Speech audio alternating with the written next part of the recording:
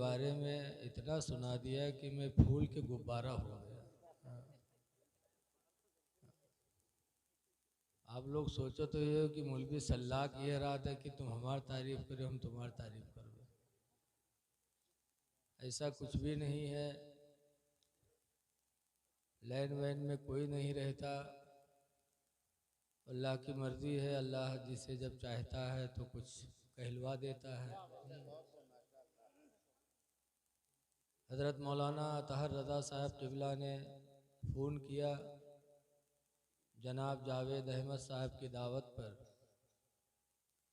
यकीनन बड़ी खुशी हुई कि तने तनहा इतना बड़ा प्रोग्राम जनाब जावेद अहमद साहब ने ज़ाती तौर पर मुनक़िद किया और बड़ी फ़राख़ दिली से। अल्लाह ताला मिलाद रसूल की बरकत से उन्हें और आप सबको अल्लाह रोज़ बरोज़ तरक्कियाँ अता फरमाए और अल्लाह इसका उन्हें नेमत बदल अता फरमाए। मिलाद शरीफ इस्लाम फैलाने का एक ज़रिया है।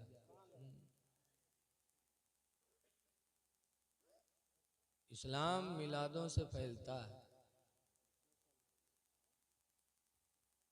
रसूलुल्लाह सल्लल्लाहु अलैहि वसल्लम के दूसरे खलीफा हज़रत उमर फ़ारूक आज़म रज़ियल्लाहु ताला अन्हु फरमाया करते थे, मन अनफ़क़ दिरहमन अला क़राति मौलदिन नबी, जिसने नबी सल्लल्लाहु अलैहि वसल्लम के मिलाद पढ़ाने पर 1 दिरहम खर्च किया।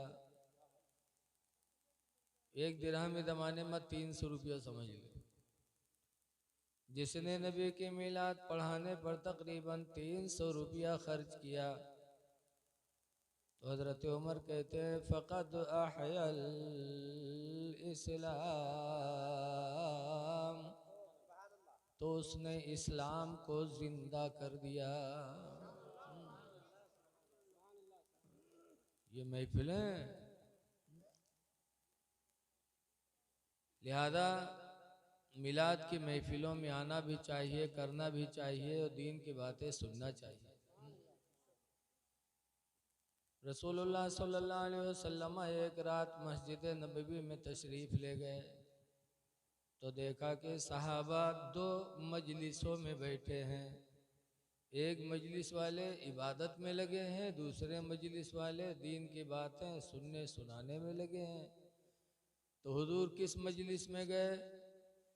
इबादत वाली मजलिस में नहीं गए, बल्कि दीन की बातें करने और सुनने वालों की मजलिस में जाके बैठ गए। और बैठने के बाद हुजूर फरमाते हैं बुइस्तु फीकुम मुअल्लिमा, मैं भी तुम्हारे बीच में दीन सिखाने वाला बना के भेजा गया हूँ। लेकिन आज लोग जलसों में नहीं आते, इसीलिए मदरसा तो पढ़ा नहीं, माँ बाप ने पढ़ाया नहीं, जलसों में भी नहीं गए और मस्जिद में जुमा के दिन गईबों की है तो निगाह सुई पर है कि कत्ती जल्दी देखी 1 बजे के आगे इमाम साहब बढ़े तो नहीं जाते। इसीलिए आज आदमी जवान हो जाता लेकिन उसे अपने दीन की जानकारी नहीं रहती, कुछ भी नहीं मालूम, न वज़ू करने का तरीक़ा, न गुस्ल करने का तरीक़ा, न अपने नबी के बारे में। एक जगह गया तकरीर करने तो एक साहब बैठे थे, कुछ बातचीत होएला तो बातचीत में हमको कुछ गड़बड़ देखा तो हम पूछा भैया तुम किसके उम्मती हो? तो कहते का मौलवी जाने, हमें नहीं पता है। तो हम चुप हो गए। हम कहा अब इससे आगे कोई बातें करना बेकार है। एक साहब चाय लेके आए, मुझको देखा परेशान, कहा बात हजरत परेशान का है? हमने कहा यार कौन आदमी है यार? इससे पूछा किसके उम्मती, तो कहता मौलवी जाने। तो कहा तेरे वो जाहिल हो के पीछे काहे फिर रहे? तुम कहा अच्छा तो तुम बताओ तुम की के उम्मत में हो? तो कहा तेरे चाय पिए आपसे बाहर थोड़ो हो, बताओ। जवान हो गए, लेकिन उनको ये पता नहीं कि अल्लाह ने मुझे किसकी उम्मत में पैदा किया। ऐ लोगों, हम उस उम्मत में हैं जिस उम्मत में पैदा होने के लिए नबियों ने दुआएं मांगी। हजरत ईसा अलैहिस्सलाम ने भी दुआ मांगी, हजरत मूसा अलैहिस्सलाम ने भी दुआ मांगी, या अल्लाह काश तू मुझे उम्मत मोहम्मदिया में पैदा करता। और आज हम इस उम्मत में होने के बाद कोई हमको एहसास ही नहीं है। हम कहाँ जा रहे हैं, क्या कर रहे हैं।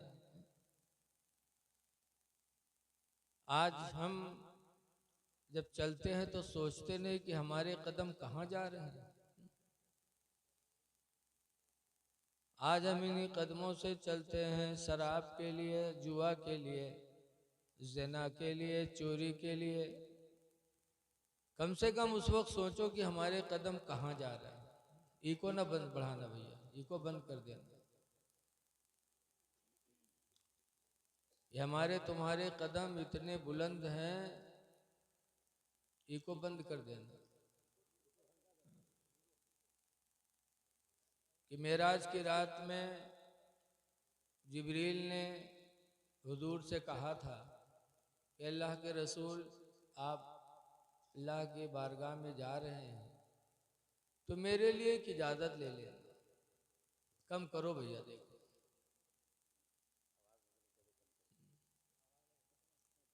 इको न बढ़ाओ, बिल्कुल इको ख़त्म कर दो। मेरे लिए एक इजाज़त ले लेना। कहा क्या?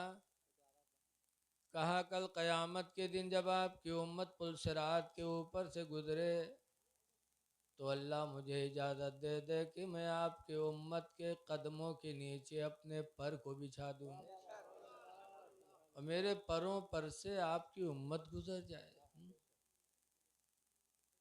बताओ कितना मर्तबा हमारे तुम्हारे कदमों का है कि जिब्रील जो फरिश्तों के सरदार हैं वो हमारे आपके पैरों के नीचे पर बिछाने की तमन्ना करें और हम इन पैरों से अल्लाह की नाराज़गी के लिए चलें।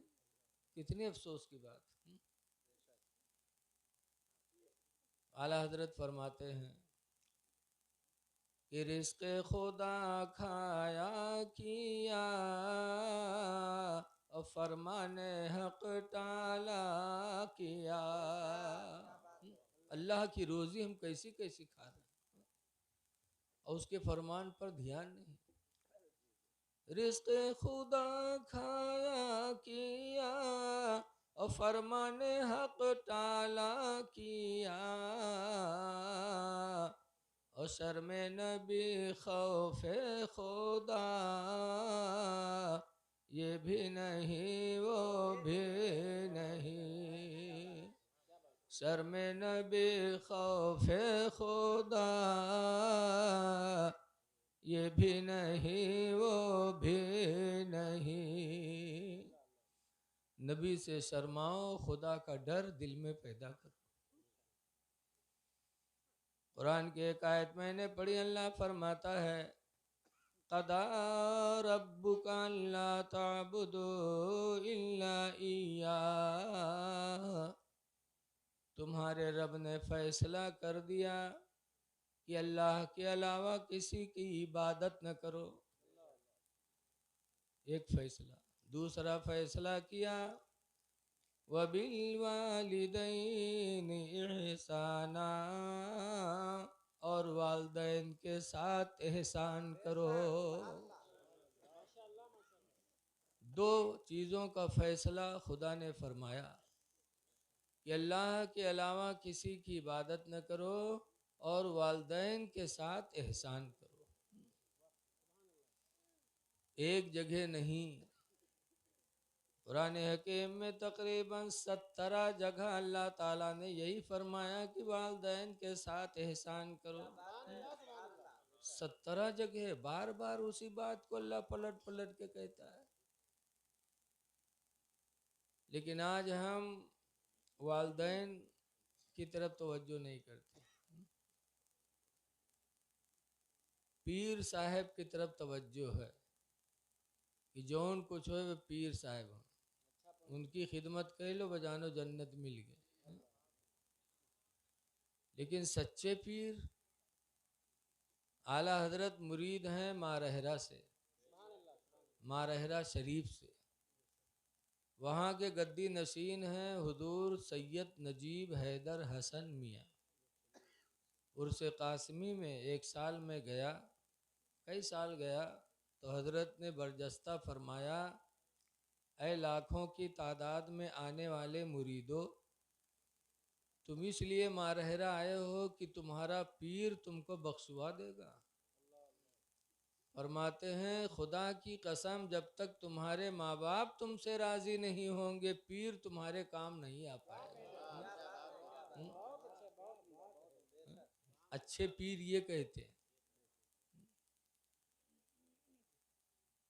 अभी कुछ दिन पहले रतलाम गया था तकरीर करने, तो एक पीर साहब बलेन ना, उनके नाम न बतेबे, तो जब पहुँचन तो जब तकरीर करे चलें, तो आज तकरीर से पहले हज़रत मौलाना अतहर रज़ा साहब ने हमारे कान में कहा कि हज़रत हुजूर की तारीफ़ में आपको खिताब करना,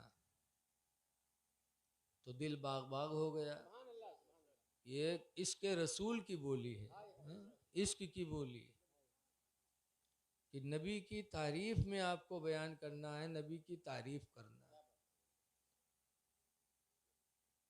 हुआ गए तो पीर साहब कहा था, मौलाना आज आपको यही बोलना है कि जो कुछ है वो पीर है, जो कुछ है वो पीर है। तो हम तो कुछ और सोच के गए रहा, लेकिन जब पीर साहब मेरे कहें तो हमारा सोच बदल गई। तो हमने यही कहा कि जो कुछ है वो माँ बाप हैं, जो कुछ है वो माँ बाप हैं। कि 17 जगह अल्लाह ने कुरान में माँ बाप के लिए कहा और पीर के लिए यक्को जगह नहीं कहा।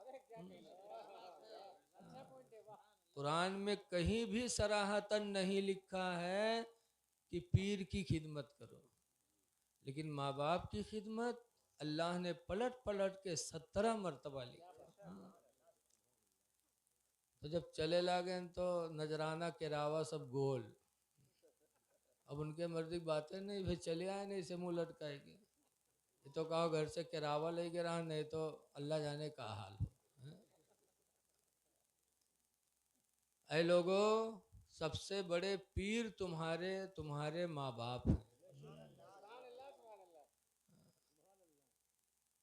कहीं नहीं लिखा है कि पीर की दुआ को अल्लाह रद्द नहीं करता, लेकिन हदीस में है कि 3 लोगों की दुआओं को अल्लाह कभी रद्द नहीं करता। 3 लोगों की दुआएं अल्लाह कभी ठुकराता नहीं है। नंबर 1 पर माँ बाप है। माँ बाप की दुआ अल्लाह ताला कभी रद्द नहीं करता। औलाद के बारे में माँ बाप कैसे भी हों, लेकिन माँ बाप जब औलाद के बारे में दुआ करते हैं तो अल्लाह उनकी दुआओं को ज़रूर कबूल करता है। और दूसरे नंबर पर फरमाया, मुसाफिर सफ़र में हो और उसका सहारा बन जाओ, और वो हालत सफ़र में आपको दुआ दे दे तो अल्लाह ताला मुसाफिर की दुआ को भी कभी रद्द नहीं करता। और तीसरे नंबर पर फरमाया, परेशान हाल, मजलूम हो, परेशानियों में डूबा हो और उसका सहारा बन जाओ, वो बंदा अपनी परेशानी में आपके लिए दुआएं कर दे, तो नबी फरमाते हैं कि उसकी दुआ को भी अल्लाह ताला कभी रद्द नहीं करता। और तीनों में यह पीर के नंबर 1 को नहीं आवा, लेकिन उनके पीछे दुनिया परेशान है। लोगों, सबसे बड़े तुम्हारे पीर अगर हैं तो तुम्हारे माँ बाप। इसीलिए मेरे नबी ने फरमाया, सुनो भी कुरान की आयत सुनो। अल्लाह फरमाता, इम्मा यबलुगन्ना इंदकल किबरी, अगर माँ बाप बूढ़े हो जाएं, अहदुहुमा औ किलाहुमा, एक बूढ़ा हो या दोनों बूढ़े हो जाएं, फला तकुल लहुमा उफ्फिन वला तन्हरहुमा, तो उनको झिड़का न करो, उनसे उफ न बोलो, उफ न कहो। जैसे पप्पा कहीं है भैया इतनी का मौके लगे, ओ फो, ये बुढ़वा जब देखो तो पीछे न पड़ा रहा था। कि ओ फो जो कह दिया, कुरान ने इस पर भी पाबंदी लगाई। फला तकुल लहुमा